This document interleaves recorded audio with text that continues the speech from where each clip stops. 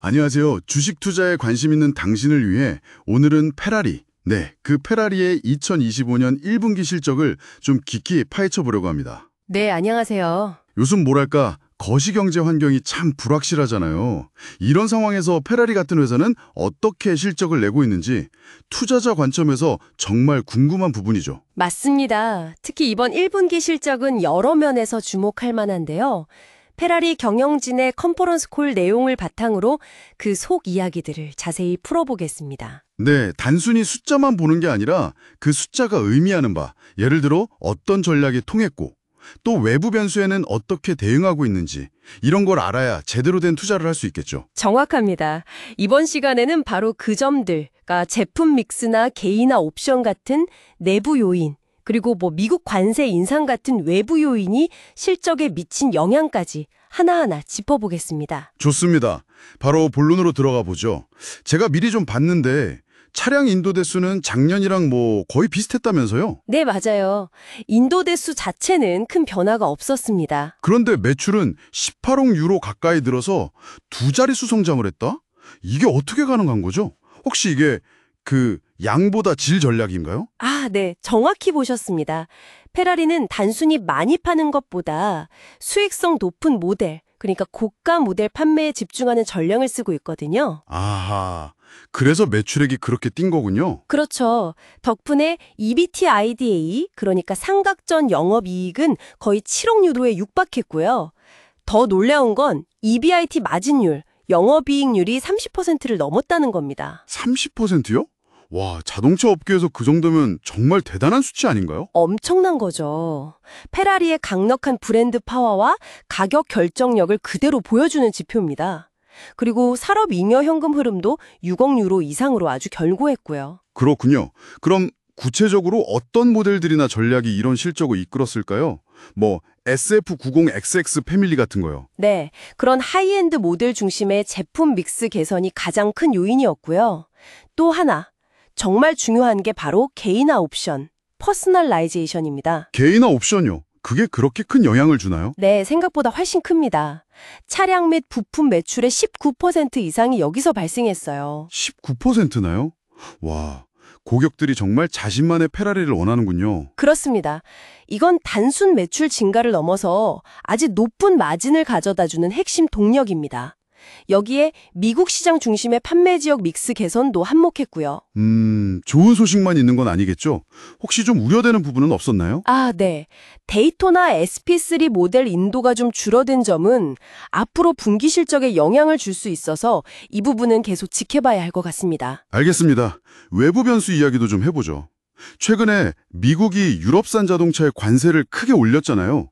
페라리라고 영향이 없을 순 없을 텐데 이 부분은 어떻게 대응하고 있나요? 투자자들은 이런 거에 민감하니까요. 네, 물론 페라리도 이걸 심각하게 보고 있습니다. 그래서 즉각적으로 새로운 상업 정책을 발표했어요. 아, 어떤 내용인가요? 일부 모델 가격을 최대 10% 인상하되 그 관세 인상분 전부를 고객에게 전가하는 게 아니라 일부는 회사가 흡수하는 방식입니다. 아, 회사가 비용 일부를 부담한다고요? 네, 그렇습니다. 이 때문에 EBT 마진율이 한 50bp, 그러니까 0.5%포인트 정도 하락할 위험이 있다고 밝혔어요. 이게 작아 보일 수도 있지만 페라리 같은 프리미엄 기업에게는 중요한 부분이죠. 그렇죠. 이게 브랜드 자신감의 표현일까요? 아니면 미국 시장을 지키기 위한 고육지책일까요? 둘 다 어느 정도 작용했겠죠. 하지만 중요한 건 페라리 발표에 따르면 아직까지 주문 취소나 신규 주문 감소 같은 부정적인 영향은 없다는 겁니다. 아, 정말요? 다행이네요. 네, 현재 주문량은 이미 2026년 생산분까지 꽉 차 있고요. 특히 최근에 공개된 1.2칠린드리 모델이 주문을 이끌고 있다고 합니다. 그래도 불확실성은 여전하니까 계속 면밀히 지켜보고 있다고 하고요. 위기 대응은 잘하고 있는 것 같군요. 그럼 미래로 눈을 돌려서 신차 소식은 어떤가요? 특히 페라리 최초의 전기차, 엘레트리카에 대한 기대가 클 텐데요. 네, 우선 최근 공개된 296 스페치알레 쿠페 스파이더 모델 반응이 아주 좋다고 하고요. 엘레트리카의 경우는 페라리가 정말 작정하고 만드는 느낌입니다. 작정하고 만든다. 어떤 점에서요? 단순히 전기차 라인업을 추가하는 게 아니라 브랜드의 미래를 거는 프로젝트로 접근하고 있어요. 공개 일정도 아주 단계적입니다. 올해 10월에 기술적인 핵심을 먼저 공개하고 내년 초에 디자인 컨셉, 봄에 최종 공개, 그리고 실제 고객 인도는 2026년 10월로 잡혀 있습니다. 와, 굉장히 긴 호흡으로 가네요. 단계적으로 공개하는 이유가 있을까요? 기대감을 극대화하려는 전략이겠죠. 그리고 더 중요한 건 배터리나 인버터 같은 핵심 부품을 페라리가 직접 개발한다는 점입니다. 아, 자체 개발이요? 외부 기술을 가져다 쓰는 게 아니고요. 네, 페라리 고유의 주행 감성, 그 성능을 전기차에서도 그대로 구현하겠다는 의지의 표변으로 보입니다. 스스로 기술의 걸작을 만들겠다고 했으니까요. 이 자체 개발 전략이 브랜드 가치를 지키는 핵심이 될 겁니다. 그렇군요. 프로 상계 인기도 여전하죠. 프로 상계는 여전히 엄청납니다. 지금 주문해도 2027년 말이나 2018년에 받을 수 있을 정도니까요. 신규 고객 유입 효과도 약 10% 정도 보고 있고요. 정말 대단하네요. 그럼 이런 상황들을 종합해서 올해 전체 전망은 어떻게 보고 있나요?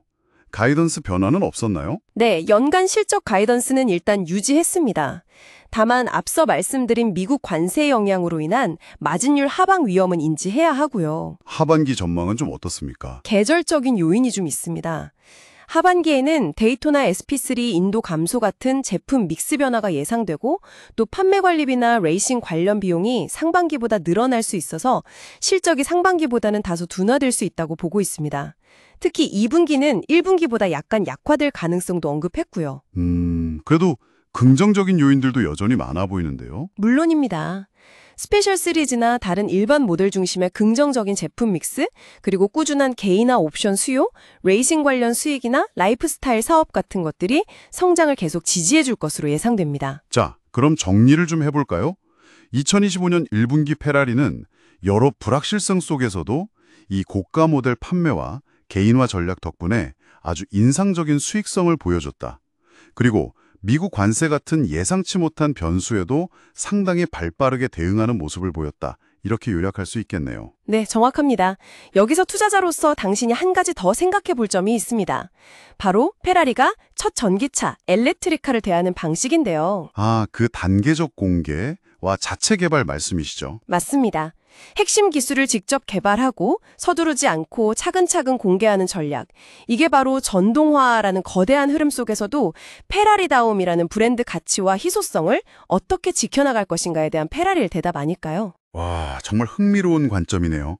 페라리가 가진 그 강력한 전통과 이제는 피할 수 없는 혁신 사이에서 어떤 균형점을 찾아나갈 것인가.